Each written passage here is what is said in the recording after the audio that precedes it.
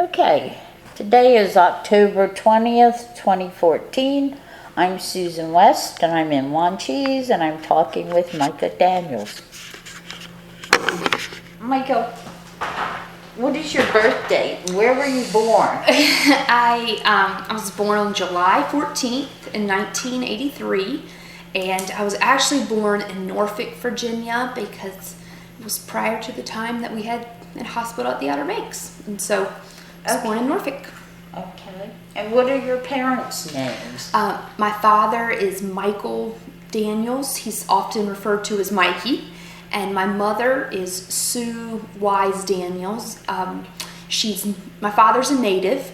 My mother is actually from West Virginia, but her mother's people were from Roper. They were sharecroppers in North Carolina, and she spent her summers in North Carolina. So she's not a North Carolinian, but her mama's people were there, and she did spend time on the Outer Banks in her younger years. And how did your parents meet? Do you know? My mom came when she graduated from Marshall University. She came to the Outer Banks to teach school. She first worked in like Hertford and Bertie and those counties until there was a position available here. She became the speech therapist in Dare County schools, and Mr. Johnny and Penny Robbins introduced them at a party at Winky Silver's house one Christmas, and where she met all of his brothers, as my dad's one of 15 children. Okay. Does your mother still teach? She's the hearing impaired teacher for Dare County schools, but she's also the parent advocate for students with special needs, and so she kind of wears a couple of hats, and where she works with students with special needs, hearing impaired students, and also assists parents to help need some advocacy for their children. And you mentioned your dad came from a large family? Yes. My father is from, his parents were Malcolm and Maud Daniels. They had 15 biological children, 11 boys and 4 girls. 1 through 11 were all boys, with the exception of number 7, who was a girl. She's an amazing cook, if you could believe that. My father was born in his house in Wanchese. He was number 5 out of the 15 children, and soon after they told his mother that she would have to go to the doctor to have the children, but the first 5 or 6 she had in her house in Wanchese. Do you remember your grandparents? Were they? Not vaguely. I don't have many memories of my grandfather. He passed away in 1986. Okay. And my grandmother, I knew more. However, I'm one of 55 plus grandchildren, and oh my goodness, there's so many grandchildren, so it's hard to have this real personal relationship when there's 50 some of you. But I was raised in the she and my grandfather helped found the Wanchese Assembly of God Church. And what's really interesting about my grandmother is that she was an Etheridge, and her brother is Willie Etheridge. And their father founded Etheridge Seafood. Okay. Or really, he founded Wanchese Fish Company in 1936. And he had 2 children. Okay. Maud and they call him Uncle Who. That was Papa Will was the man who founded it. Then there's Uncle Will that was Maud's brother that everybody called Uncle Junior. And was he the person that I knew as Captain Will? Yes, okay. Yes. And then when we refer to him, we call him Uncle Junior. Okay. But people call him Captain Will. But okay. He and Maud were brother and sister. And so, hence, our relationship with the Etheridges, they're our first cousins. So okay. Maud married Malcolm, and then in 1948, he took over Wanchese Fish Company. So we say it was founded in 1936, but not by a Daniels. It was founded by an Etheridge. Okay. Then my grandfather purchased it, or however that worked, in 1940. I don't know all the details. I think he bought it, but that one. But then in 1948, so that's how the Daniels family acquired Wanchese Fish Company. Okay. But then the Etheridges, like Captain Will, her brother, started Etheridge Seafood. So they're our first cousins, and he had 4 children. So Willie Etheridge had 4 children. Will, again, there's another Will. And then Susan, Bonnie, and one more child. Oh, Irene. Okay. So they had 4 children. And then my dad's family had 15 children.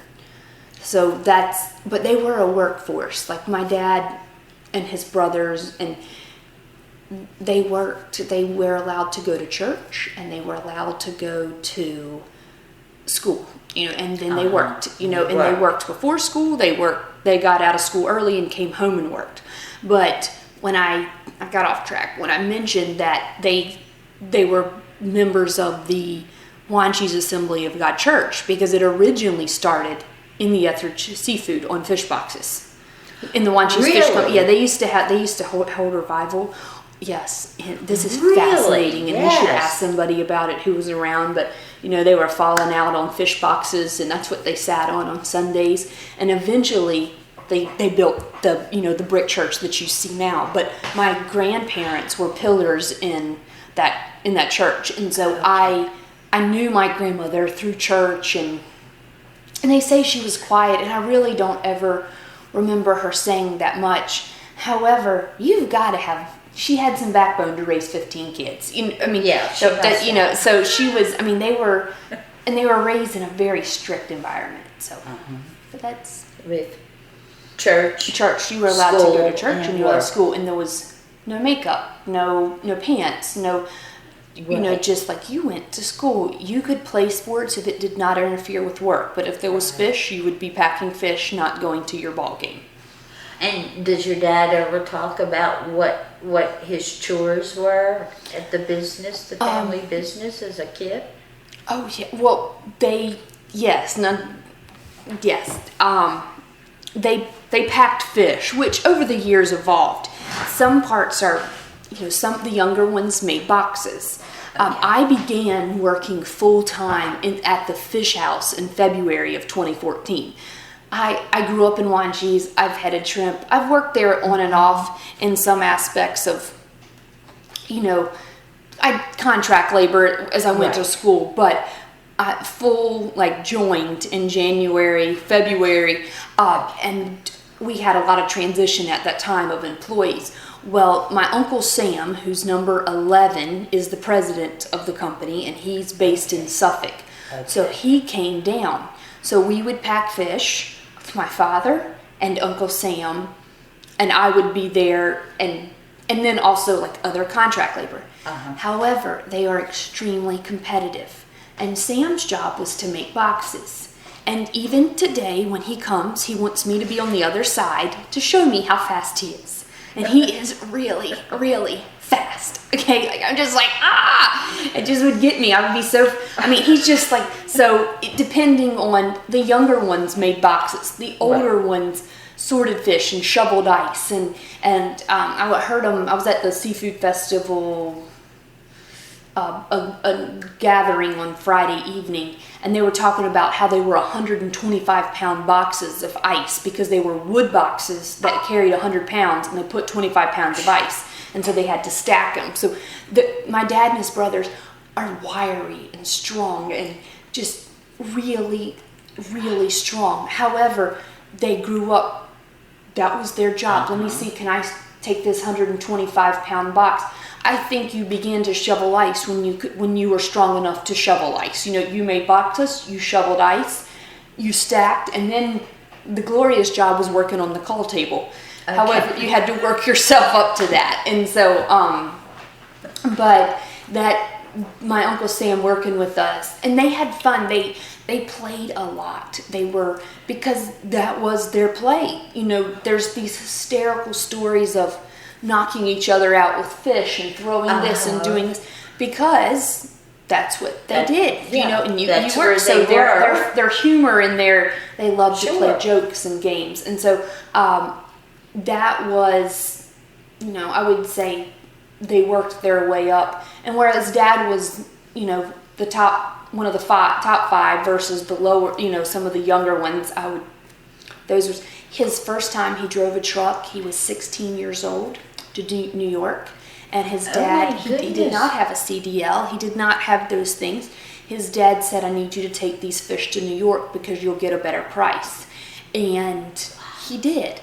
Their dad ran their business more under a dictatorship. I mean, he said it once and it was done. Right. However, to keep 11 boys in line, you would need that. You know what I'm saying? I mean, like, somebody's got to be in charge. And he had a really strict, you know, rule and an iron fist. I mean, it was like, but he was also a visionary in the things that he saw. So his, you know, I guess when you're 16, if you could drive, you took the fish to New York.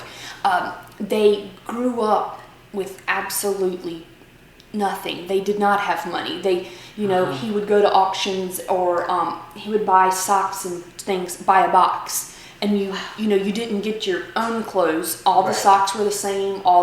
You just went there and got them out, and that's what you wore. And sometimes they say of my grandfather that when he woke up in the morning, he did not know what he would feed his children that evening, and that they came from just nothing. That sometimes people wouldn't pay their bills. And my dad said that his mother would take him and whoever, and they would go sit in the office of the people that owed them money all day long because they didn't have any, like, they needed the money. You know, it's like, hey, we don't have, I don't know what to feed them this evening, so we'll all sit here until, and then as they became successful, you know, in terms of his visionary, he had the first dry dock in Wanchese, but he had that first dry dock because he got an old barge that came down on a train from Ohio, and then they sunk it, and then they pumped all the water out, and then they would move the boat in, then pump the water out, and they had a dry dock. What is a dry dock? It's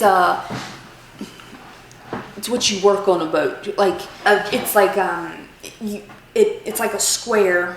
If you sunk like a platform. Yeah, it's like things like this, and it goes all the way down. And then this part's open, and they drive the boat in, and then they pump the water out slowly. Okay. So then the boat is on dry land, and you can work on it, which Wanchese didn't have. I have some pictures on here I was going to show you. I just found these my mom found these, and we have been working on them. Let's see. I think there might be a picture of it in here. But really, I mean, your grandfather and grandmother. This is a picture of it. Let's see if I can go. You see how they're in like. Yes. Okay, that was the first one in Wanchese, and this was their boat, and that was his idea. That, you know, I'm gonna have this barge shipped down here on a train, and we're gonna sink it. We're gonna put our boats on it, fix them, and then put them back in. It was a really. So I wonder. It was ahead of the time. He also when he where he got his ideas and his inspiration, and obviously he wasn't afraid to take a risk. Oh no, he wasn't. And he was a real giving man too. Like, he would give you anything. You know, if you needed it and he thought you needed it, then he would give if he had it, because. You know, they would say he was just a giver. Here's one. This is too big, but there's the Margie. That was one of their first ones. But this is where it was, and the point is still there. This is the still same ice house we ice our boats. But see how there was enough, you know, room in here, and then they would bring this in and sink it. Then it was time to let it go. They'd pump water back in it, and the boat would back out, and you had a dry dock. He bought a fish house in Hampton. In the 70s, he sent, it wasn't a fish house, it was a square of a dock that was a hole in a wall that he sent my Uncle Timmy up in the 70s because we couldn't access Oregon Inlet. And so you know what? Oh, even back then. In the 70s. And so I didn't realize that there were problems all the way back then. Oh, it's back to the 50s. I mean, it's been in the 30s. I think they gave federal permission that it should be a navigable channel. Okay. But instead of like seeing like, hey, you're gonna have a problem with my boats. Okay, Virginia's a huge port. I'm gonna send a son there. We're gonna start unloading there. Okay. And so we have a fish house in Hampton that has been good to us in terms of that we're disappointed when we can't access this is it. You know, it's frustrating when we can't, and we grew, you know, from Hampton, but you know, when we can't get into North Carolina, it's a problem for us, but it's not as a problem for us as others, as we have another option. Right. You know, and so he was a visionary in that I will send trucks to New York instead of the local fish market in Elizabeth City, because I'm going to get a better price and I'll get my fish to the market first. And now we have a trucking company. Do you know what I'm saying? I mean, it's evolved. I'm going to have a dry dock because I can work on my own boats and don't have to take them somewhere and then lift them up. I'm going to open another fish house because I can't get in, you know, and they're not fixed, you know, the government's not helping us with this. And so instead of waiting, I'm going to go start another place, you know. Okay. So in terms of visionary, he was genius in that aspect. He ruled with an iron fist, but Amazing. He was really before his time, you know, just that kind of thing. So, do a lot of your dad's brothers and sisters work in the business? Mm-hmm. Let's see. The first one is Kenny. He spends about 6 to 8 months a year in Argentina on trawl boats, and he's a captain. Number 2, same scenario, 6 to 8 months. You know, he has a house here, but he also lives in Brazil, and because we have 2 boats in South America that unload. We have the number 3 was David. Punk is number 3. He's no longer in the business, but occasionally he's recently relocated back to the area in the past year, and so he has helped my dad with some nets and rigging. They said he was really intelligent about boat things. Like his boat knowledge was really awesome. So he assisted my dad some. Like sometimes he'll go to work with my dad and they'll punk around together. His name's Punk, but they'll punk around together. And my dad really appreciates his help. Number 4 is David, who's a preacher who's not involved. Number 5 is my father, and he manages the Wanchese Fish plant. Number 6 is Timmy, and he actually has a fish company of his own in Hampton. And then Joey's involved, Sam's involved, Chris is involved. Yeah, so I mean, there's a good portion of them. I mean, I'd say maybe close to half, and Okay. Did you go to school in Manio? I did. I graduated from Manio High School in 2001. Then I went to UNC Greensboro and graduated with a bachelor's in elementary education in 2005. In 2008, I got my master's degree from East Carolina in reading education, and I'm certified K-12. And then in 2010, I got my national boards in literacy. Okay, so have you ever taught? I did. I taught for 3 years. I taught for 6 years. I taught 3 years in Rockingham County, 3 years in Guilford County.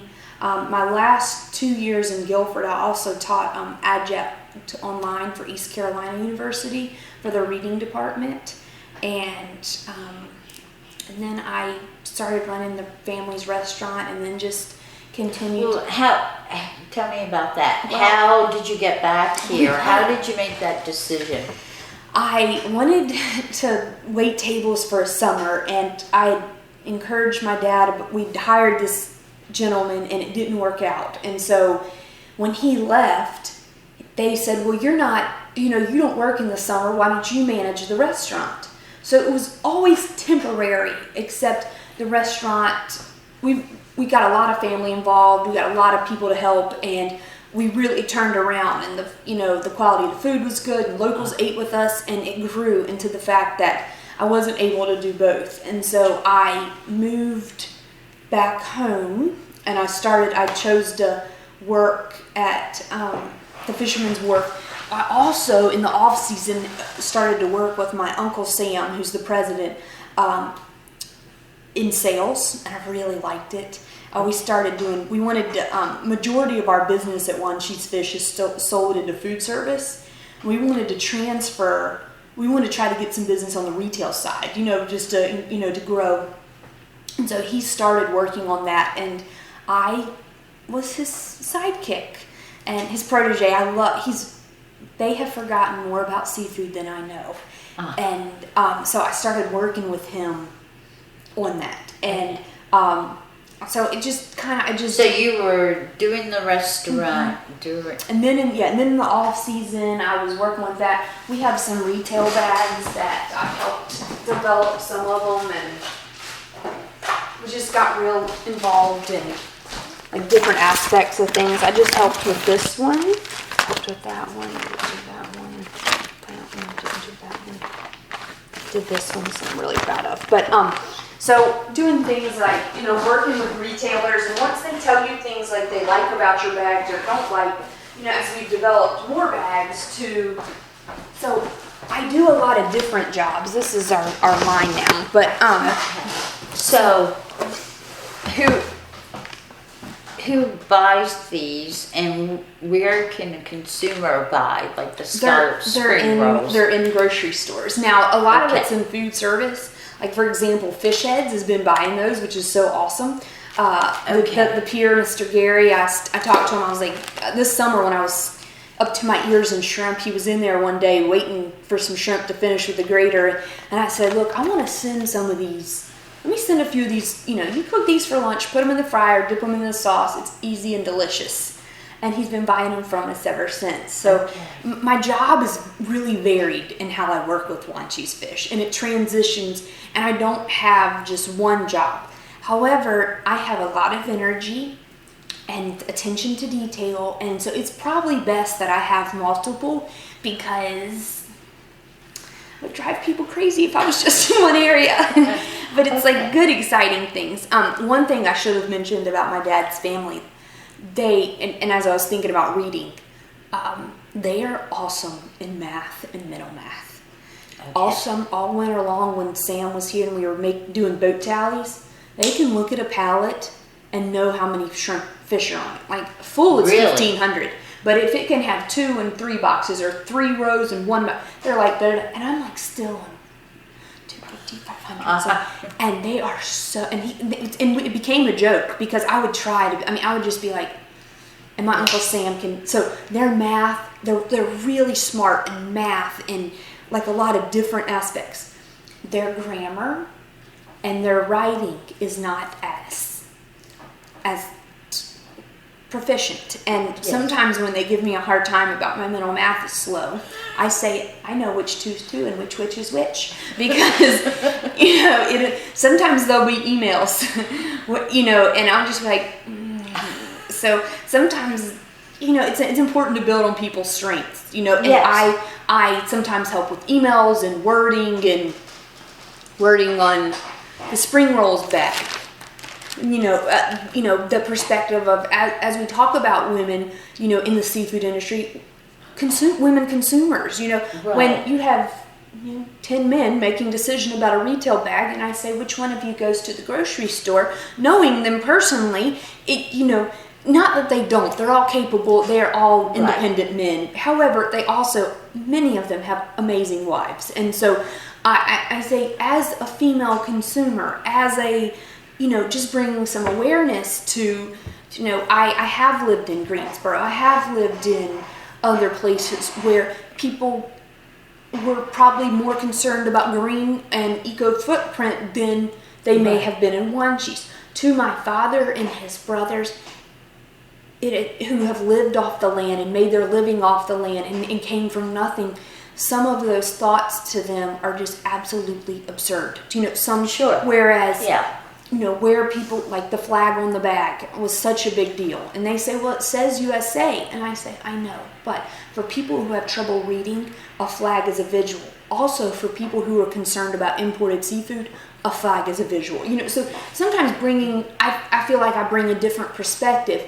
Although sometimes it challenges they're traditional of it's good, it's fine, it's good enough. Right. And I'm always what would be the best, and how much is, if it's just time that we personally have and energy that we could invest to make this better, let's do it, versus let's just hurry up, And so, I do bring that aspect of different things, a female consumer, of Sure. visual literacy, technology. One of the things I did this summer, I was in charge of the shrimp floor, meaning people who come in to head shrimp, which can be up to 70 people, and contract labor, which can be 12 men, and none of them who work at Wanchese Fish, because our people are unloading the boat and grading. So the process from the boat being unloaded until it's graded and headed and graded and weighed and put in tubs it's headed and weighed in tubs until it goes to the grading room. Okay. Well, it was me and all of these people, and the first week I did it, we wrote it all down by hand. Okay. On notebook paper and a clipboard. And I thought, dear Lord, it took me so long to add all those up that I was like, I will not do this again. It is 2014. So I got my dad's iPad. I put a Google sheet. I put Google Drive on there. We typed in, as they did it, we typed it in. It updates in the cloud every 15 seconds. And at the end, we know what to pay people instead of adding 5 to 9 numbers and timing it by 25 cents a pound. I was there late and I was like, this is not right. And so sometimes I think, even though people say you're not using your degree, but the access to technology and, hey, it's 2014. We can use some technology and do this in half the time, and have a record of our work. I turn it in to the lady. I'm like, here's contract labor. It's what we paid the headers, versus, so that's one of the things that I do. Do you have a job title? Oh, sometimes it depends. I like to say that I'm Mikey's unofficial and unpaid secretary, because I'm like, always, you were like, hey, your dad sent me to pick this up. He said that you'd have the materials. And I'm like, where are you headed? Those kind of things. But I really don't have a job title, and that's interesting. Sometimes I like to make them up, like prevention loss, or, in my dad's absence, I help manage Wanchese Fish. He's ultimately the manager. However, he's at Marine Fisheries. He's on the Texas Star. He's not there. I meet with the HACCP inspector and do the walkthroughs. Okay. I check our HACCP every week. I work on our freezer inventory and make sure it matches when we turn it in once a month. Okay. I recently cleaned out the previously anybody who had anything that wanted to be stored literally dropped it in the Wanchese Fish freezer, and we said okay. And it's all cleaned out. Every fisherman has a pallet, and your bait needs to go on that. If it's not on that and it's not in there, it'll be discarded, and we let you know that. But so I do HACCP. I work with employees. We have staff meetings. We have depending on how much is going on. If we're doing changing and transition, we'll meet once a week. Once things get in the swing. The employees. How many? I guess that varies according to season. And serious year-round employees, we've got 1, 2, 3, 4, 5, probably 6 to 7. If you just set at the fish house, and then there's probably 3 that a welder, a maintenance, and assistant maintenance. Okay. So I guess you could say 7 to 10, depending on. But shrimp season, and I'm really concerned about quality too. I want, I put on gloves and check the head buckets to see if people are throwing their shrimp away. Small shrimp that, we head them all. Then people who leave the top little, headers who are not experienced and leave the little first legs on. Right. They grade the wrong size if we do those. So just quality control. Checking temperatures of shrimp. If somebody's a really slow header, we do not wait for them to fill their bucket before we weigh it, because we need to get it iced as quickly as possible again, once it's headed. So I'm really, even though I'm a woman working in a man's world, these men work really hard on this product, and I want to make sure that when we get it to the dock, that we take the best care of it to preserve their hard work and for the consumer. And that's important to me. I want to make sure that it is iced properly, that it is checked, and that our facility is clean, and that people who worked hard, that we continue to preserve what they worked hard to harvest, and that's important to me. So the quality control starts on the boat and continues all the way through to the retail level. It does. These shrimp that are in these bags, I helped unpack every bit of theirs this summer. I mean, just, hey guys, when we look at shrimp, are y'all icing your shrimp on the boat well? Y'all need to take some extra ice out this week. Some shrimp look better than others on boats, and talking to those captains and those people and saying, hey, this is what we need you to do to continue to make sure your product's the best. And I love best, and so it's been a good job for me, but I also work to help them in terms of I want to make sure that we have things to meet their needs. Hey, what do you need? What would make this better when you got to the dock? You texted me this when I started working this winter, and I tell them, text me before you come and we'll be waiting for you. Customer service is important. We rely on those fishermen. Without the fishermen bringing in fish, we have no income, and so relying on those men and building good relationships and saying, yeah, you want to turn around and go fishing again? Okay, we'll be waiting at the dock. We have plenty of fuel, and we'll get you taken care of quickly, or as fast as we can. And I think at first, I don't think that they thought I was going to stay down there, and they thought, how long can we get before Micah, she won't last down here. I know they thought I wasn't going to last. Sometimes I make jokes and I'm like, I'm still here, huh? But over time, we've gained a mutual respect for, I think they see, like, I work hard for you. I want to take care of your product. We will bring bait to your boat. We will be ready when you want to.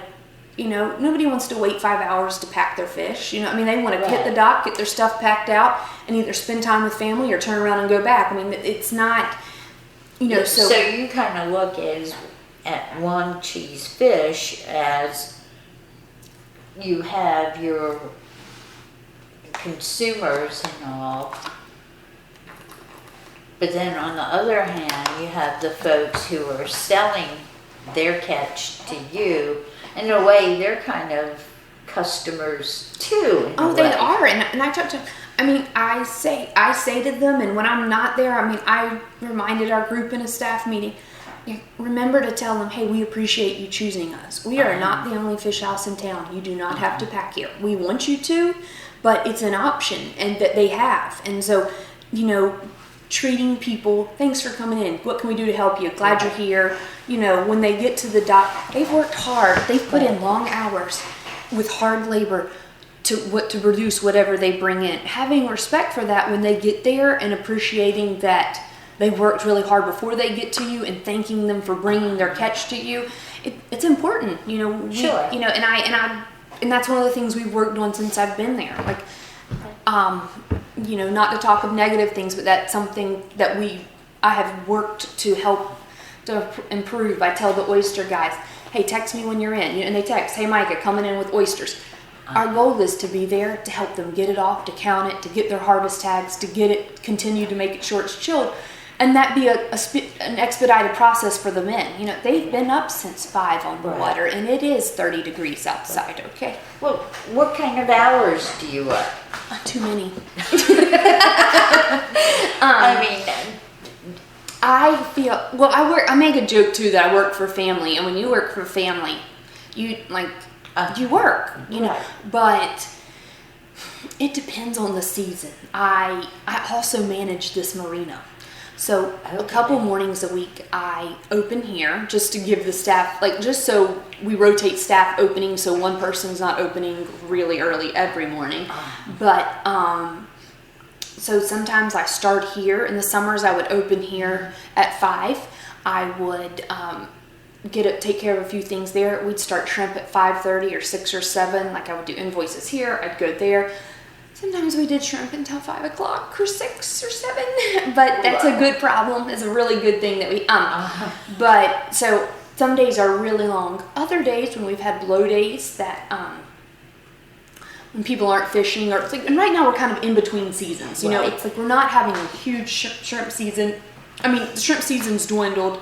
We're gearing up for croaker and flounder, and so those, you know, I have earlier afternoons, and then I do things though, like work on like the retail aspect, because I have different, you know, there's the Wanchese Fish Wanchese house plant, there's Wanchese Marina, which is here, and then there's that retail sales aspect. So I work in all three of them, and you know, I help with trade shows. Signage is important to me. This was one of our recent things that I had designed. Well, everything that we had was like 8.5 by 11, and it's like a full sheet of something. And people don't want 8.5 by 11 anymore. Like, it, you know, and helping this generation see that, look, we need something they can download on their phone. We need them all on PDFs. Put it on, you know, send it to them. This is electronic. This works. Do you know what I mean? This will be just as effective as printing 10,000 sheets of paper and handing them out at a seafood show. And so I've helped with some of that transition in terms of, you know, which direction that I'll have some of our other ones in here. And I work with local, you know, people who say, for example, grocery stores and within our state who say things like, we buy local. So I attempt to work with people like this and you know, to say, hey, you know, we've got local product, what can we do? So just help it. Another thing is communication, and that always hasn't been a great thing that we've had. And clearly I don't have trouble talking, of communicating. Sometimes we haven't always told, like the Wanchese plant, we'll be unloading a boat at our dock, and another fish house will call our fish dealer and be like, hey, what are you going to pay for those, da-da-da-da, and he doesn't know that we have a boat. And so increasing that communication, like this morning I text, we're unloading fishing vessel blank, you know, they're pulling up, we're going to do them this morning. And so because the sooner that we figure out what we have and tell the fish salesman in Virginia, we're getting a fresher product to the market, and that's important. You know, we don't need to unload it on Wanchese, let it sit there a day, then take it to Virginia and tell him the next day, like, hey, go ahead and start selling it. We've got some tuna came in this morning. You go ahead and, you know, like pushing in that direction. Right. So I work on communication, and you know, so down the line from here in Wanchese to salespeople would know what's coming in and what they can expect to have for the customers. Because I want them to know, you know, like, hey, and just an example this morning, and he said, well, tell the manager there, because he says he hasn't seen that vessel. And I said, oh, well, I'm sure, you know, we're packing them out. It's about 25 boxes. I'll let him know. Do you know, and it's just that, you know, even sometimes when he's like, well, I just called him, you know, and just making sure we have fuel, you know, two 10,000 gallon tanks, that's 20,000 gallons. When we do 7 trawl boats who take 2,000 to 3,000 gallons a piece, that's zero. You know what I'm saying? Like, and so just really being on top of fuel in the summertime, like, hey, we're, you know, just because we're offering services and we need to, so that's what I do.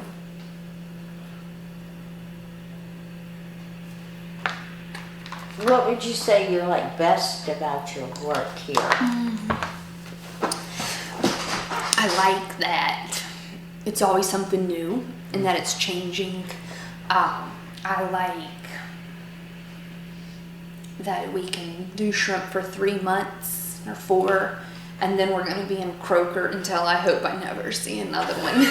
And then I like that sometimes I travel in sales. So I like that it's, I like that I see different levels of the business. You know, from when I talk to captains about shrimp and, hey, sign your shrimp verification form and how was your week, to talking to retailers to say, hey, look, we're getting some shrimp in. It's gorgeous. You're really gonna like this. I also love awareness and advocacy of commercial fishing. You know, some of the things I've been working.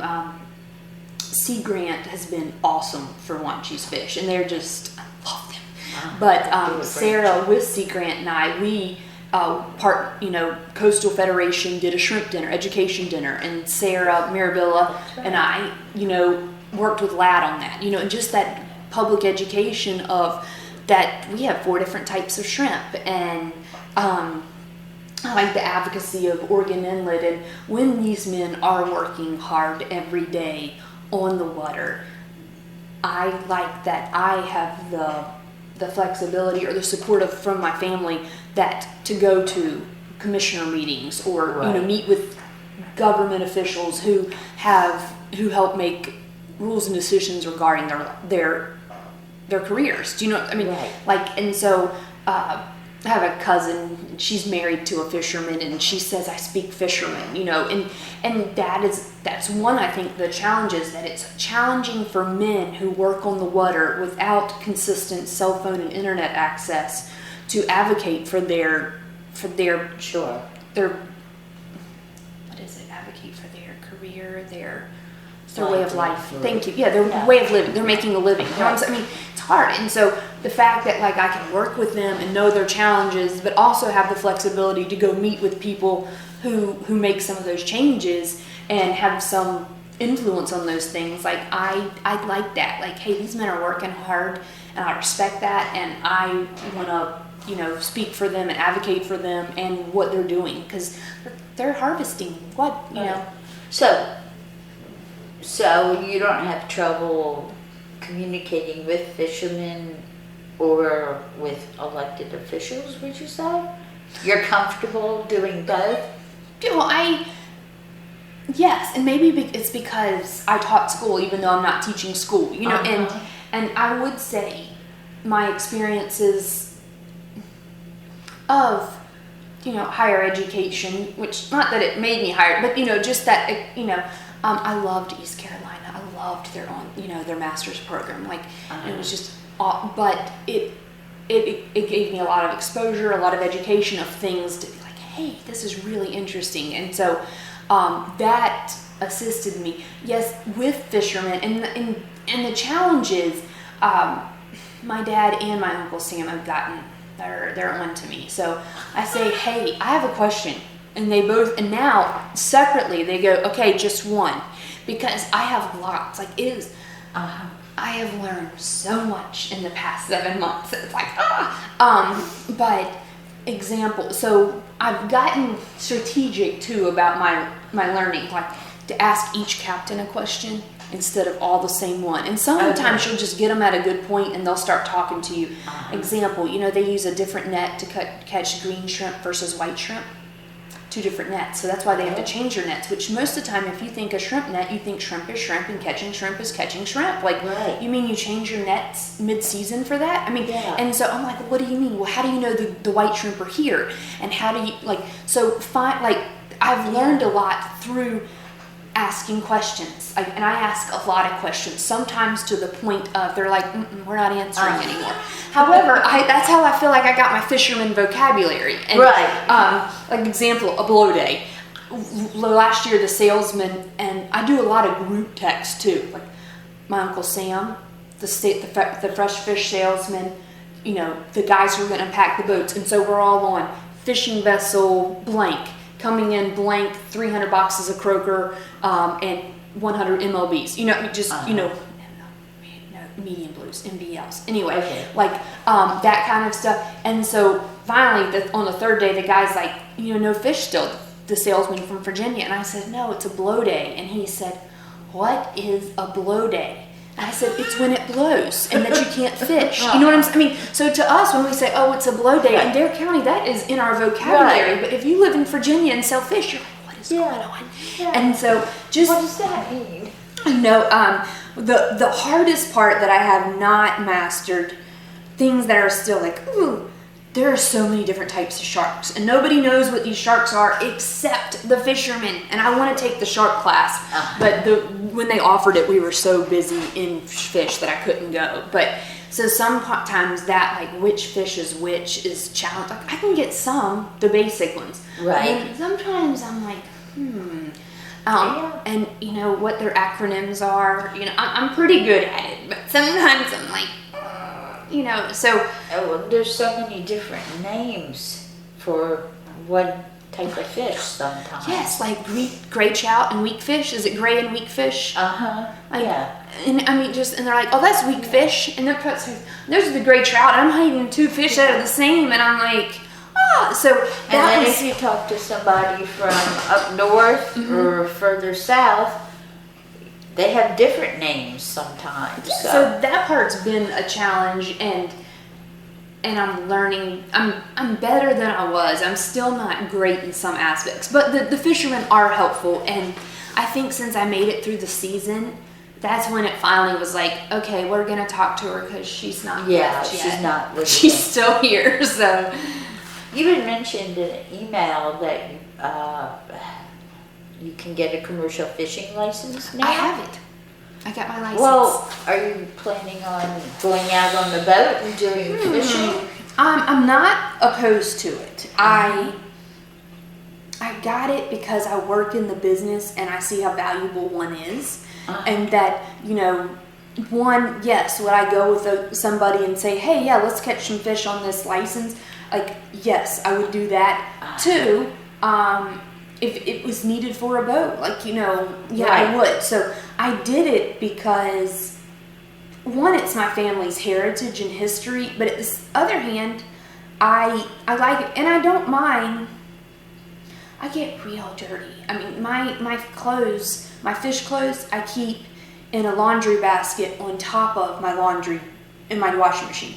Although they're clean, they just smell some, and so they stay separate from the rest of my clothes. And but I'm not opposed. Like sometimes when the guys are so tired, I will take a turn slinging dogfish, because it takes a long time to get them off that boat. So sometimes I'm like, you know what, I'll help you toss because we're all just exhausted. And it's 1 o'clock at night in the morning, and we're like, okay. I'm like, I'll take a turn. So I'm not opposed to working with fish and that. I don't have a plan at this time to I'm going to use it here now, but I do want it because as with the increasing regulations in the industry, it may be a necessity one day. And so I'm a planner. So what is the marina here? What do you do here? I work with fishermen too, just recreational. And that's been helpful to me, especially, I like to advocate for consistent access for Oregon inland, that, consistently there's enough water depth that it's navigable at a safe, and that's a concern that unites watermen, not just recreational and commercial fishermen. And so I'm also sometimes hearing their perspective on fishing regulations and their frustrations. So I'm in charge of the fuel invoices, and I do the invoicing here. I lease slips. I do some with the marina downstairs in terms of the grill. Another girl manages it. I oversee that, but occasionally I work the cash register, and then the line's out the door, and I'm really slow, but it's so bad those days. I'm like, and I answer the phone and like, hey, Mary, and I say, this isn't Mary, so you're going to need to tell your order really slowly and have patience because it's Micah. And they just laugh and know that I don't work down there all the time. And so I do a lot of different jobs. Your name? Micah. Yeah, I've never heard that before. It's actually, typically it's a male gender name, and it's for, it's named after an Old Testament prophet named Micah who predicted Jesus' birthplace 500 years before he was born. But it's a book in the Bible. But my mom heard it and just loved it, and so decided regardless if I was a boy or a girl, it was going to be Micah. However, my dad's name's Michael, so sometimes people think that it came from that. That's but what really, I my thought. mom just loved the name, and my dad was in because it was biblical. So. Okay, that's what I thought. Well, it must be feminine version. Because most Micahs you meet are male. Do you have a middle name? It's Odell. Odell. And it is actually a family name from my mother, and it was her name was her middle name, and my great grandmother's middle name, and so it's been passed down for middle names. And do you have brothers and sisters? I do. I have an older brother, and I have 2 younger sisters. Currently, none of them are working in the commercial fishing industry. You anticipated my question. Yes, my 2 younger sisters are both teachers. So my parents, 3 out of their 4 children are certified teachers. And then my brother loves to fish, loves to commercial fish. However, he works in the insurance industry. Okay.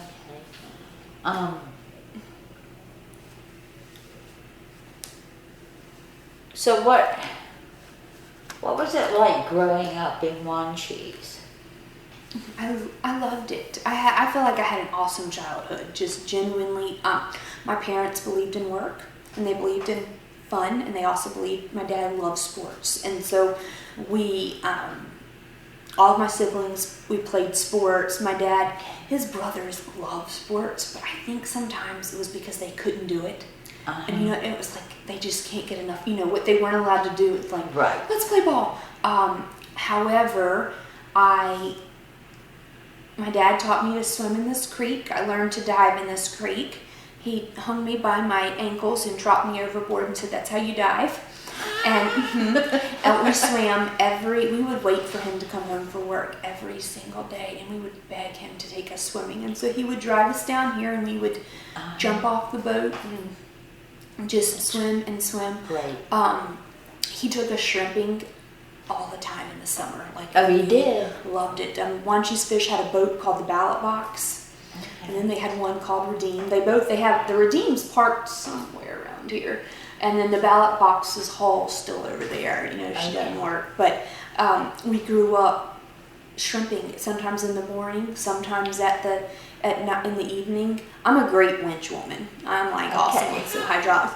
I have spent some times with him when we did not use hydraulics. And now my question is, are the hydraulics working before I go? Because those were really long shrimp days. And so, sure. But I grew up. So we grew up in a family. My mom would go with us. She loved it too. She would come down here when I headed shrimp in the week on the summer. That was my job. I shoveled ice in the winter. I marked boxes. Ever since I could have a job. In high school? Oh no, in middle school at least. Probably maybe some late elementary. But when they were short, I marked every one of those boxes, medium flounder or large, L, F, N, F, S, C, M, C. Right. I marked boxes. I shoveled ice. I was really, for a girl, I'm strong, but I grew up working. My parents were, you buy your first car, you pay your insurance, you put gas in it. Work ethic was important to them. And so if you got in trouble, you also went down to Wanchese Fish, except you did not get paid at those times. Yeah. One time I told my father on his baby sister, I came home one year from college, and I don't know what she was doing, but I was like, you are not parenting her. I don't know what happened to you, but I had so many no's, and she just was doing whatever she wanted. What happened to you? And so the next morning, I remember it was New Year's Eve. He woke me up New Year's Eve at 6 a.m., and I packed fish the entire day. Wow. And I did not talk to him about his parenting ever again. I'm sure. Yeah. I'm sure. And I could not move my arms by that evening. And he put me on the call table with him, and he yelled, you don't know what fish this is. Do you need to go to fish school? And I said, well, clearly, because I'm not knowing which ones are which, am I? Anyway, it was a long day. But hey, it helped because look, now I work in it and I know, exactly. So do you know other women who work in the seafood business? Yes, there are some women, not so much commercial fishermen, but some women who are awesome at doing things such as heading shrimp or packing fish. There's some women that come down here and pack fish in the summertime. Example, Kathy Montague, and her daughter Sherry, well, she's not really, her niece Sherry, they're really fast. Sherry's a fast header. Although her uncles, worked on Wanchese Fish Trawl. She grew up in that industry. Right. So, when she had shrimp on Saturdays, she's fast. Do you know what I'm saying? And Sherry would probably come, she could pack fish with us. So there's some women there, not so much on the boats, as much, or, but at the fish house? Sometimes, and not a large population. Okay. Although there's a Hispanic population now, as we've had the influx of Hispanic laborers in the United States, they come there, we call them to head shrimp. We call them to help with soft crabs. And we call them, they're pretty good at the call table and flounder and croaker. So interestingly, And pretty many of them are women. Yeah, I mean, a lot of times, yeah. So when I work, depending, like that's when we have so many boats that we have 17 people working the floor at a time. You know, you might have 4 women down there. I mean, it's not a large population. Now, heading shrimp, yes. You know, I would say more women head shrimp than men, but so it just depends. Do you think you and other women working in the fishing business, the seafood business, face any special challenges as women that men wouldn't face? Yes, I do. And on multiple levels. Physically, sometimes it's more demanding than, I mean, yes, if you were a woman who was a bodybuilder, I'm not saying, but I would say for the typical average American woman, it's more physically challenging to pack fish and work there than it would be for a man. I mean, I truly, and there's things that I cannot do. I don't unload tuna boats. I can't pick up the tunas. I could probably shovel some ice. But after a while, it's so hard for me too. Now, granted, if I did it every day, day in, day out, I'd get better at it. I'm not saying and I help in terms of, sometimes when we're getting shrimp off in the summertime, they bring the totes off. I'm like, I'll get on the other side of a tote with the guy, like, hey, let's carry it and dump it. So that part, I can do. But yes, I'm limited in my physical capabilities. Sometimes there's the respect issue too is earned, not just given. And not that they're disrespectful because we're women, but because traditionally it's a male industry.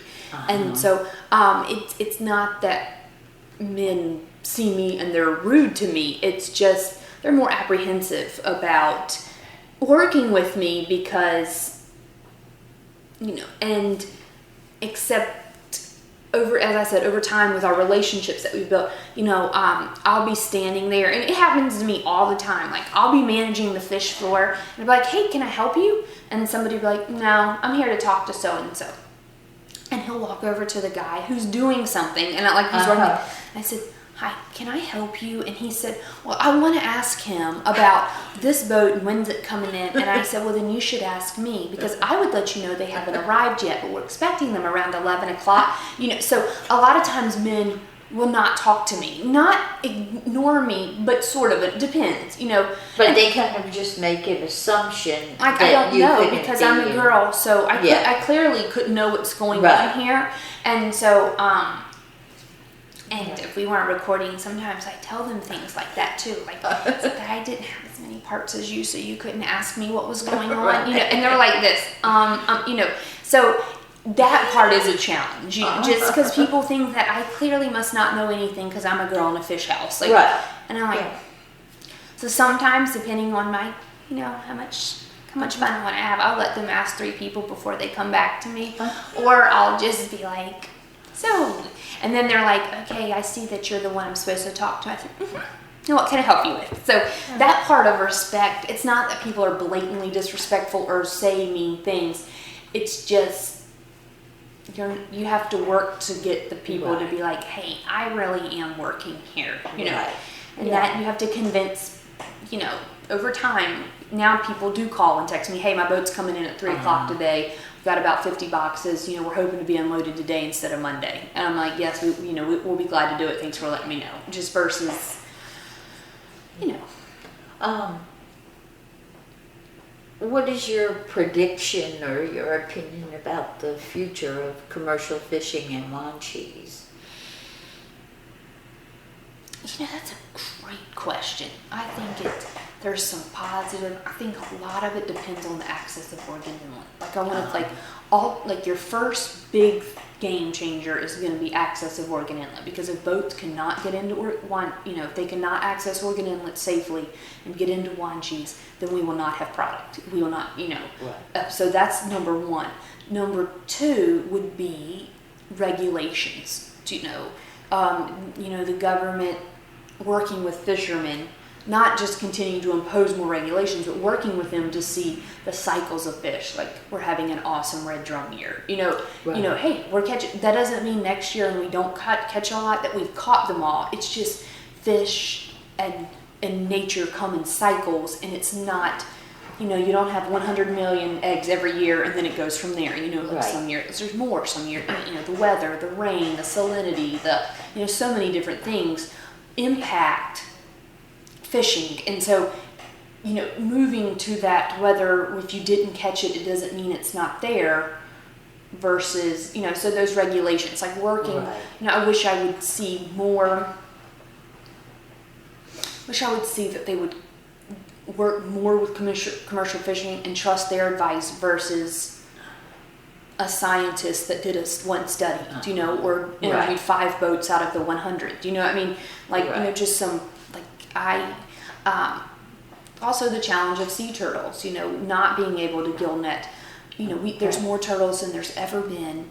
They, and people would say, well, that's your opinion, but they didn't, people say we didn't used to see turtles, and they're native great breeding grounds off the coast of South America, and that most of the world is eating them. 60%, most consumption, the Cayman Island turtle farms, 60% of those turtles are used for consumption. So if that's the case, why we're not letting people catch local product and importing things from fish farms, and so to save an animal, sometimes it's really backwards for me, and it's hard to work with that logic, but I think it's easier. I can talk about it, whereas sometimes with fishermen where it's infringed so much on their rights to work that they're so passionate about it that it's easy. I can talk about it more without, in a monotone voice. Right. I could understand my words. Yeah. Versus what you hear about turtles. So some of the challenges would be Oregon inlet regulations. And those two things are, the average age of commercial fishermen is in the mid-50s. If we don't recruit a younger generation, but this younger generation is not interested, as you can't, with increased regulations, how do you make a living like that? That's there. So we're aging out our commercial fishermen, unfortunately. But so I think it's your first issue is Oregon inlet. Your second issue is regulations. If you fixed those two issues, if those two were in favor of the commercial fishermen, then I think you would see that next generation, join the force. So, do you see many younger fishermen on the boats that pack out? Or? I guess that would, I like to think of myself as young, which I'm 31 now. And so I'm like, hey, are there mid-20s guys? I do see men in their late 20s, 30s, 40s. A lot of times the captains are more mature in their age, and then you'll see younger mates, in the 20s, and so it just depends. I don't know if that's so. What would be some of the opportunities that you could see for the future, and what needs to happen to make those things?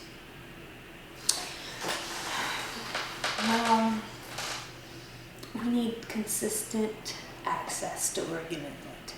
And I say that with so delicately, as, there's so many groups involved who, so many interest groups involved. So, would I personally put up a jetty and call it a day? Yes. However, if that may not be accepted by some interest groups who, have environmental concerns or those kind of things, but consistent, sustainable access, and so I say that in that term of, but time is of the essence, and this has been a 70-year, battle, and one of the things I said, and I said this on the stage at the Seafood Festival, historically, North Carolina has 25% of the flounder quota because we were one of the first ones to pioneer that season. However, not last year, but the year before, when we didn't access Oregon Inlet and unloaded our catch in Virginia, Virginia and other states petitioned for a percentage of our quota the following year, say that we shouldn't get 25% because we can't land it in North Carolina, so then we shouldn't have it.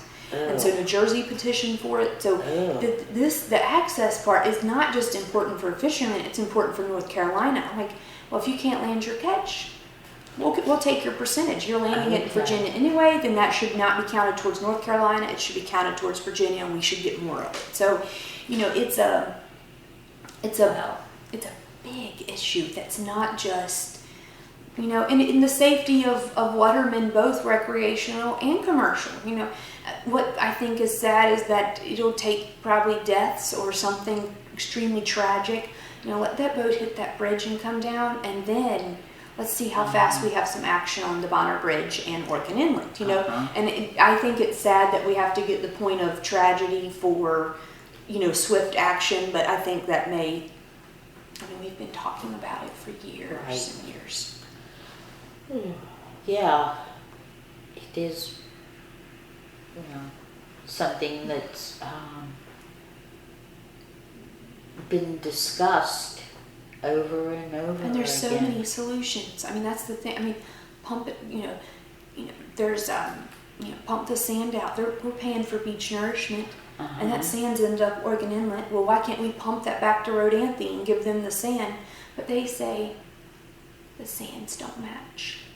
Right, I've heard that. It's fascinating to me. It's sand. You know what I'm saying?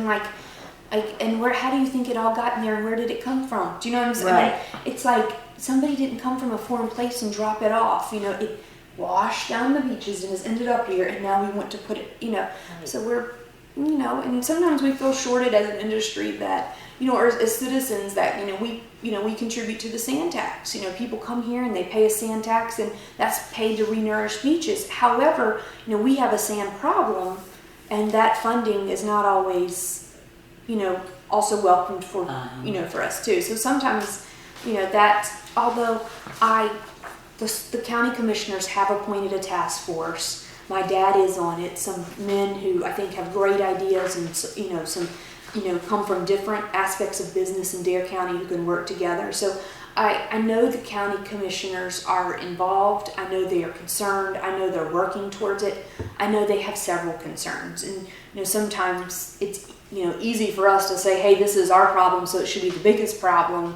Whereas, I want to be open to the fact that we're working with a lot of different things going on within the county. So, do you think the whole local foods movement has been helpful for this is an seafood? interesting aspect of it. It's been helpful, but what people believe what you tell them. Did you read that article in the Trade Winds about the percentage of fish that are not? They went through and tested fish in all these retail shops across the United States, and 28% or something crazy wasn't even the right fish. And then it had 23 different species of the fish that wasn't even the fish. And it was so I think, people are sometimes dishonest in that. And I think it's important that there's local foods. However, if we don't tell people that, this is local, but to get local, you have to get through Oregon Inlet. Do you know? And I think at times, awareness, people want they want it talked about, but not too much. You know what I'm saying? Right. And I've had some very specific incidences where, maybe some of the truth or facts about Oregon Inlet and haven't been as welcomed, at local foods. I want to say, if we cannot access Oregon Inlet, you will not have local food. Do you know? That's because, so I think it's a great initiative. I think it cuts down on food mileage. I think it increases, people, although sometimes do I really think that is going to work towards it? I don't think so. Do you know what I'm saying? I think it clearly doesn't hurt it, but is it going to be the game changer for it? I wouldn't say that. Do you know? Yeah. That's just my opinion. Somebody else may say. What do you think you'll be doing this winter here? I'll be packing croaker and flounder, and Croaker and flounder. Yes, I'll be working in fish, and I've already, sometimes, unfortunately, Wanchese Fish operates in crisis management.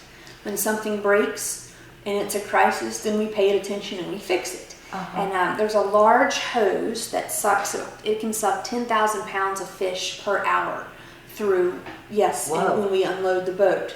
And so talking about saving on some manpower, when we're unloading 40,000 pounds, and you don't have to shovel and take it up to your bucket. Sounds good. Awesome. However, towards the end of the last year, that hose broke, and we duct taped it, and it can suck. But now it's had a kind whole, of like my vacuum cleaner at my house that I had to tape the other day. Yeah, it can suck as long as I put my hand right there. And now we've had 6 months of it sitting in the sun with sun damage. So anyway, I am getting ready things. I ask them every day. So we ordered a new hose. My dad's like, well, see, we might be able to fix it. I said, Dad,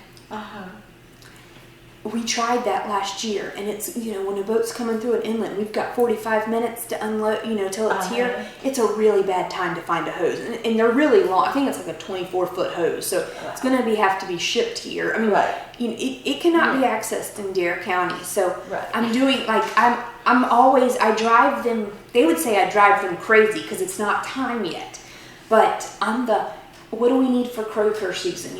2 weeks ago we had a staff meeting on these are oyster tags, these are sale tags, these are harvest tags. These are the regulations regarding HACCP and how they must be shipped and labeled and that kind of stuff. Even though it wasn't time for oysters, I'm the person who wants to say, everybody on staff, this is what we need. I don't want to pop up inspection and we didn't have everything right because we had 2 guys who weren't with us last February and no oysters. We have plenty of sale tags, harvest tag, body island tags. So I will get ready. I'll work in croaker season. I'll work in retail, but I'll also get the marina ready for next spring. Just that kind of. I like to say that I think 2 months ahead. And so about a month ahead, people will start paying attention, and then like 2 weeks ahead, we'll make changes. And so I like to, contracts for the retail store, for the Sunny, advertising contract, just all kinds of stuff. So, in mid-spring, I'll start getting ready for shrimp again. Do you think you'll stay working in the seafood industry? Right now, yes. I like the challenges.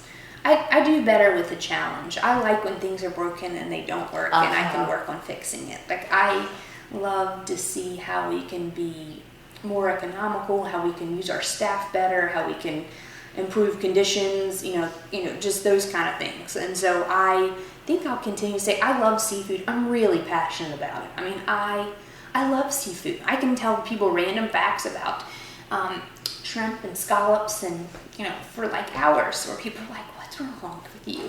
So I do like it. I'm also passionate because it's my family's business and my heritage. It's what my grandfather did. It's what my dad did. It's what his brothers did, and so I like that. It's one of the, along with farming, the first vocations in America. And so I plan to continue to stay. I do miss teaching kids reading. And so for that aspect, sometimes I do I do miss working with children and reading because I'm so passionate about literacy. But I still go to COA. I keep taking classes because I love to go to school. So I took Photoshop last winter, and now I'm in Excel, and so I continue to go to COA and work on I want to continue to improve my skill set and what I can do and come abreast. I didn't take accounting, but I wanted to take Excel so I could know how to do what our sometimes I'll have to send a spreadsheet to Suffolk, or I say Suffolk, that's our court. I'm like, hey, I can't get this to do this, will you do that and send it back to me? And I was like, I am not sending it anymore. I'm going to take a class. And so, I like to learn and to, to just work to be better. So, is there anything you miss about the restaurant? miss the people. I miss seeing people and visiting and trying. It's a great place to try products. It's a great. We put a lot of sample products through the restaurant.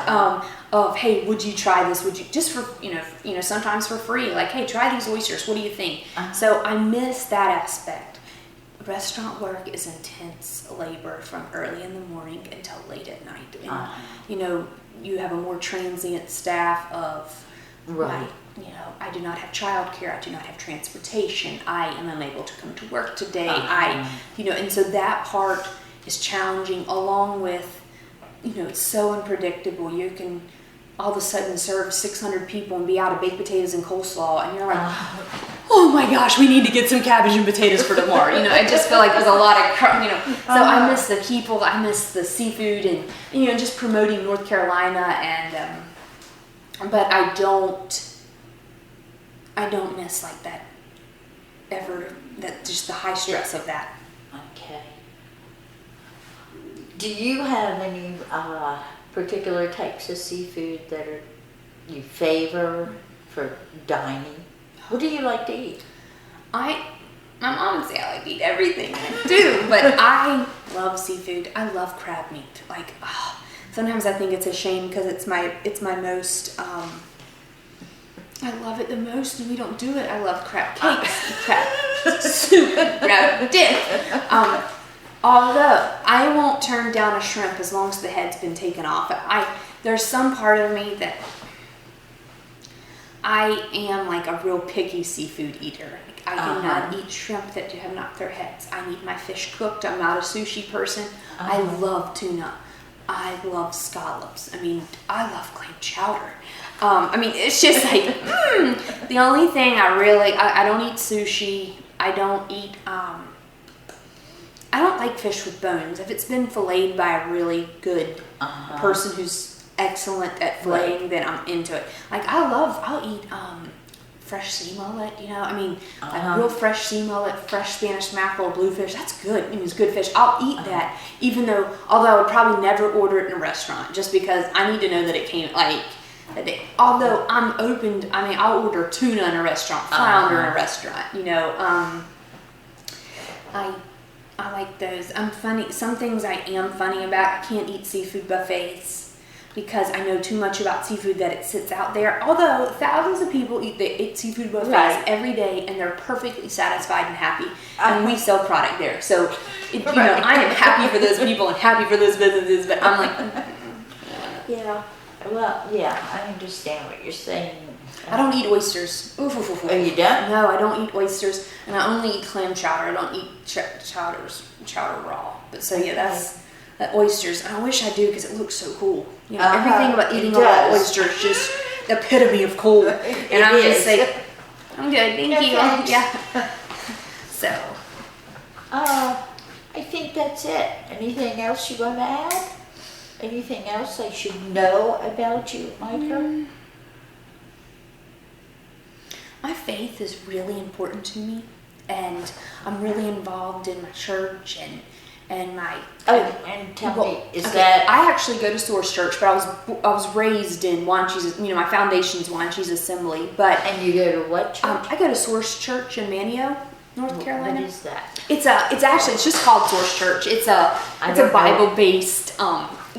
It's a Christian church. Okay. It's a Christian church. They believe in Jesus. The same beliefs that I grew up with at Wanchese Assembly, and they reach out to probably an unchurched population, and that part appeals to me. That just being involved with a church who reaches out to people who maybe aren't always the targeted group for congregation, but right. I think that does affect, my faith is really important. Some things are really important to me, that we are fair to people, that we are fair in the people that we deal with employees, that we work on communication, that we say thank you, that we appreciate people. And I work with a cousin, Farah, she works at Wanchese Trawl and Supply. We do all the donations for Wanchese Fish. Like, we do it as a team effort because we're so often solicited at multiple locations. So tell me a little bit about that. What Where do you donate fish to?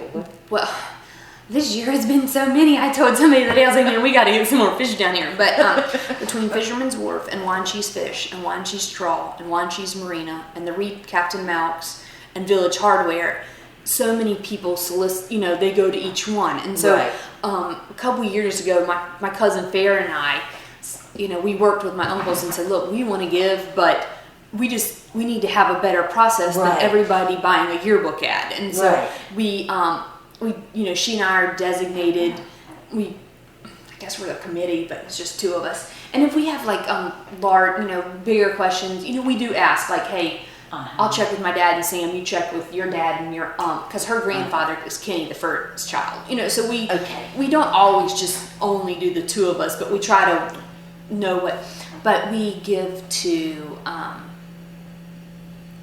we do a lot of church fish fries. I think we've done 3 this year. We're also like the VIP fishing tournament for today. For the visually impaired. Yes, that we donated fish for that. We also the Boy Scout fish fry we did the Boy Scout fish fry, the Church of God Prophecy, one at Haven Creek fish fry, the VIP fishing tournament fish fry, the Lions Club, we've done them twice this year. So we donate a lot of fish in that aspect. Also in terms of schools, we fair enough kind of targeted that we just donate to high schools, because between elementary and middle, sometimes it's just so complicated, so we do the high school yearbook ads, the Christian school, the booster club for the football, because my dad and his brothers, they all played football, and so we loved it, be part of the boost, the athletic booster club, and then we donate to the football, I don't know, some mom's thing there. But another thing where I am proud of my dad and his brothers, because they're givers. They give, and each month they make a donation. They have, I guess, for years when the Wanchese Methodist Church was doing their building fund. So each month they give a donation to that, and then my church is expanding. So they give a monthly donation to my church. They also do, things like Outer Banks Seafood Festival. Yeah, but they don't go to the Methodist Church. No, they don't. But people that we love, and they don't really go to my church, but they give, and I love them. I love that aspect about them. They know that they weren't raised. They know that they didn't have a lot, and that they've been blessed, and that it's that they should give, and because God's given to them. And my dad will say that it's not our money, and they give to their challenge. What else?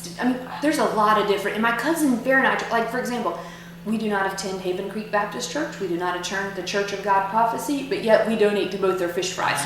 And because, we're all God's people. Like we just can't, And so, in aspect of that, I am really proud that they're givers, and that they'll give to the high school prom, after prom party, they did, they were sponsored for that last year. So, but the Bible says too much is given, much is required. So I think they take that part seriously, although all of them, I would say, are different aspects or walks of their faith, and some are practicing and some are not. But even the ones that aren't practicing are awesome givers, and that I like that about them. So, and it's important for community efforts, and I think, really, we have done a lot of fish fries this year. I never realized until I started, I watch what goes in and out of the freezer now, and if it leaves Wanchese fish, I need to know about it. Right. Because it was a lot of things that were just walking, and I'm like, dear goodness, there's a lot of fish fries. But what a great thing. I'm saying? We live in water, and, we don't do barbecue because we don't live on the western part of the state with cows and pigs and, chickens and all those other things. But so but it's good to be able to contribute to that. What was the other thing that farm aid in Raleigh? Right. We gave shrimp to that. Right. People who are running, sometimes for office, we donate some, and that's real tricky, because we want to be fair about benefiting the community and spreading things evenly through the community, not just churches, but schools and, other things of need, and aid. So to build a stronger community. Yeah, it does, and it's important to me, And one of the things I ask people is, speak nicely to each other, which at first when I would work there, the men would laugh at me when I would say that. I'm like, I'm going to talk to you nice. I want you to talk to me nice. And they were just like, you've got to be kidding me. But it's,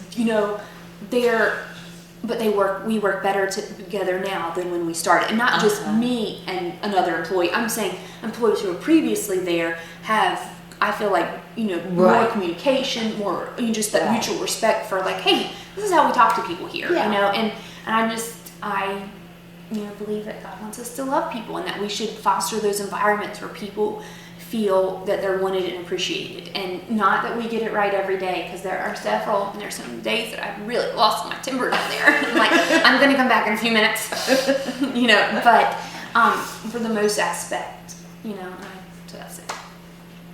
Well, thank you. Thanks, Miss. I'm glad you came. Well, I really appreciate it. This has been great. Okay.